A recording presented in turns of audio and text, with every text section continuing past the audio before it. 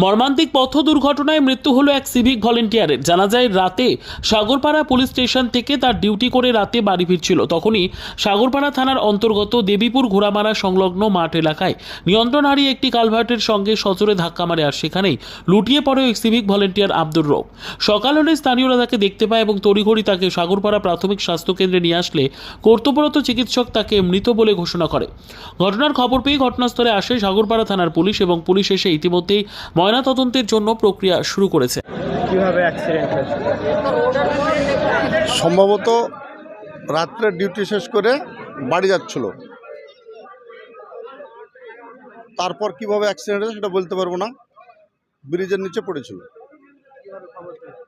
আমি ওই গ্রামে ব্যবসা করতে এসেছিলাম, আমাকে ওই গ্রাম থেকে ফোনে বললো যে কুতুবপুর, আর কুতুবপুর নাম শোনা মাত্র সঙ্গে স্পটে এসে পৌঁছে দেখছি এটা আমার মামা। আমি যখন শনাক্ত করি তারপর সবাই মিলে আমরা ওখানে এসে ওকে ট্রেনে বের করে দেখছি এটা আমার মামা। সাগরপাড়া থানার ডিউটি করে বাড়ি যাচ্ছিল। না, শুনি নিঃসন্দেহে ভালো ছিল। এখন সাগরপাড়া থানা তুলে আসলো, মৃত বলে ঘোষণা।